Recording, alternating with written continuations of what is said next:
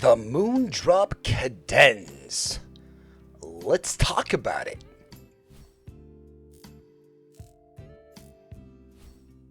Now, this was sent out to me by Apos Audio. I sincerely want to appreciate them sending this out to me so I could get a review of this in fairly early. This is a $189 single dynamic driver from Moondrop. This is the sequel to the popular Kato IM that came out a few years ago. So we're going to start by talking about this IM, comparing it to the old one. And first of all, we're going to look at the build quality and shell design of this awesome IEM. Now, the shell of this is very small. I like the geometry in it. It just kind of has these little plates and kind of has a unique flair and look to it. I like the design a great deal. The nozzle has a nice ridge and feel to it. It's a semi-recessed 2-pin cable connector, and you can change out the nozzles to this IEM. And these are only for fit, nothing else. The shell and look of it is fairly plain, but it feels great in ear. It looks really cool and it looks unique. I think these all in all make this an awesome shell, and I really enjoy the shell a great deal. The tip selection aren't too exciting, but they're fair. They come in this nice plastic case. You can take a look at them here, and they're nice and fair tips, and it's appropriate to the price. Now, the case is fantastic. It smells like leather. It feels great in hand. The zipper, I don't know, it just feels great to zipper, and it feels nice to have. I like this case a lot. I like the black nature of it. It just, I don't know, it feels and looks premium to me. I think this is a great little case. This is a look at the nozzles. Again, the nozzles are just for comfort. They don't change the sound of this IEM. Now, the cable is interesting. It comes with a 4.4 cable and 2 little adapters. It's kind of unique. I haven't seen anything like this. What this is a 4.4 female cable adapter to a 3.5 millimeter cable. So you can take them and you can put your 4.4 adapter in to the USB-C cable here, or the 3.5 cable adapter. And it's kind of an interesting system. I get why they did it, but I do like it, especially for people that like the 4.4 connection, which is pretty standard right around this price.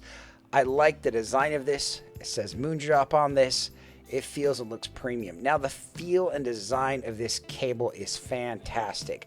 I like kind of twisting it. Makes me feel like I'm being hypnotized. It's just, oh, it's super cool. I really like this cable.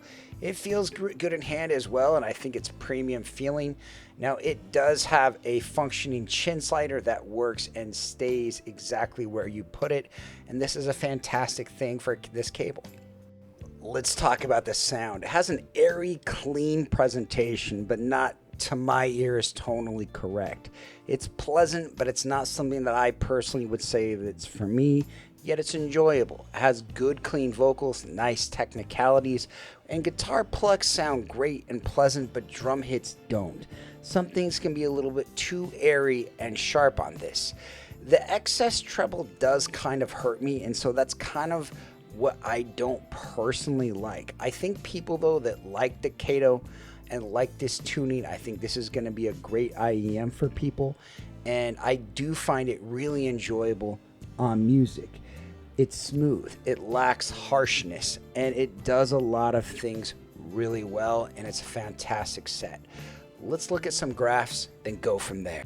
Now, the graph of the Moondrop Kadenz, it's pretty nice. It has quite a bit of treble, and it lacks a lot in the bass department for me and for what I normally like. But overall, it does have a nice sound. It's very clear and crispy in ear, and it has a lot of great technicalities, but it does lack a little bit of oomph. And I want to compare this to a few other Moondrop's IEMs and a few other IEMs out there and kind of talk about its place in the market.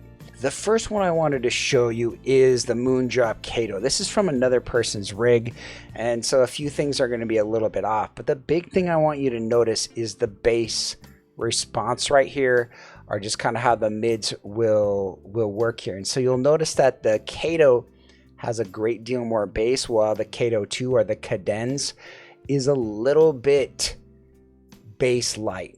And I think that's something to note even for the Kato. So if that's a problem with you with the Kato, the Kadenz is not going to fix that.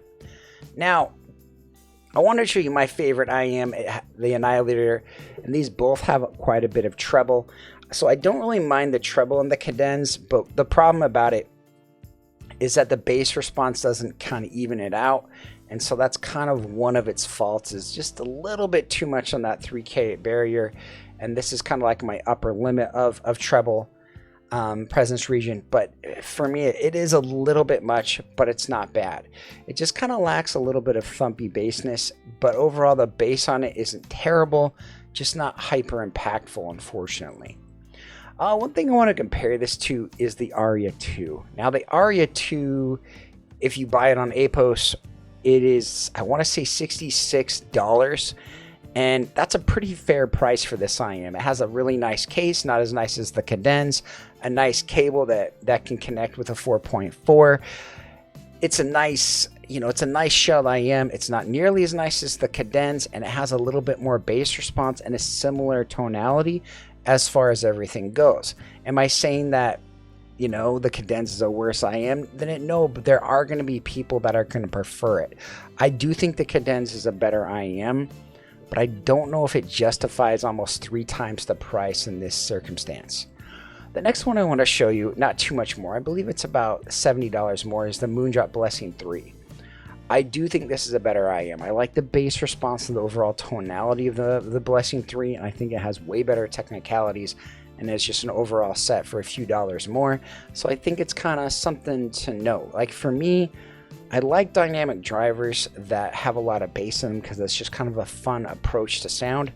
But when they're a little bit leaner like the Kadenz, it's just not as fun.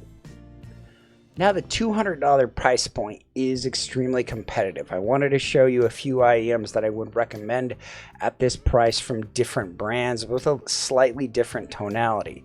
This is the Kiwi Ears KE4, and it's been out now for about a month.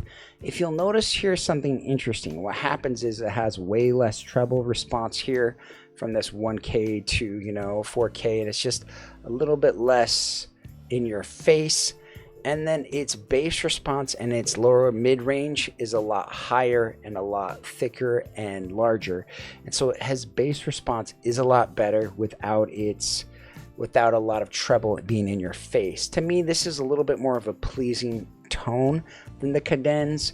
And I think, unless you're a real treble head and you really want that airy single dynamic driver approach, that the Kadenz may not be for you. I think the Kiwi Ears 4 has a little bit more balanced sound and could be better, but again, the Kadenz has a fantastic packaging, and its cable and everything else is just really premium and really quality, and Moondrop did a fantastic job on that. So there's reasons to like both. Another one to show you guys is the Afu Performer 5+2. This is the one that doesn't have a definite price. It's probably going to be somewhere around $220 to $300. But it has a really nice tone and timbre, a little bit better bass, really nice upper air and extension, and a little bit less flat treble, and it's just a little bit neutered in that region. So if you are sensitive to that, this kind of tilts this in the dark direction, so it gives you a little bit more bass and a little bit less treble here, which, with those two areas, it gives a complete different approach and feel to the sound on it. Okay, let's rank this guy up. I mean, overall, I think this is a good value IEM. I think it has a nice tune, but I do feel that the bass response just isn't quite there for me. It's just totally a little bit off for me. So if people do like that approach, like the kind of the Critical or Moondrop approach, I do think this is going to be a solid IEM for people. But again, the lack of bass and lower mid-range for me didn't really work. So part of the reason the bass score got such a low score. Overall dynamics and soundstage and imaging are pretty good. It does have kind of crispy resolution, and it does micro details very well. I think this is a solid set. It does get kind of a hesitant recommendation, but this is a set that's not for bass heads. That's for people that are treble heads, and that people that like that Moondrop style tuning. And it is a well done version of that tuning, and I think it's very appealing. Even to me, I think it's a fantastic set. The Moondrop Kadenz, it's a fantastic set that has some imperfections. I think in some ways it improves vastly upon the Kato and a little bit on, say, the Area 2. Moondrop's had some spotty releases as of late, and I feel like they've been pushing more into headphones rather than TWS. I think this is a return to form, and I do like this IEM, and I enjoy it a great deal. Again, it's hard to say because me and my personal preference lean much more to a more bassy presentation, like something like the Dyna Quattro or even Jay's Estrella might be something more akin to what I personally would want to listen to music, something a little bit more engaging. But this is a nice, clean IEM. It's a beautiful IEM that's well packaged, and I think it is a good value proposition for a lot of people. I think if you're looking at the Kadenz thinking, man, this sounds great to me, I think it's an easy win, and I think you should go for it. Thanks for watching my video. If you guys have any questions, leave them in the comments below, and I hope you guys have a great day. You're still here. It's over. Go home. Go watch another IEM video. It's done. That's the entire video. What more do you want?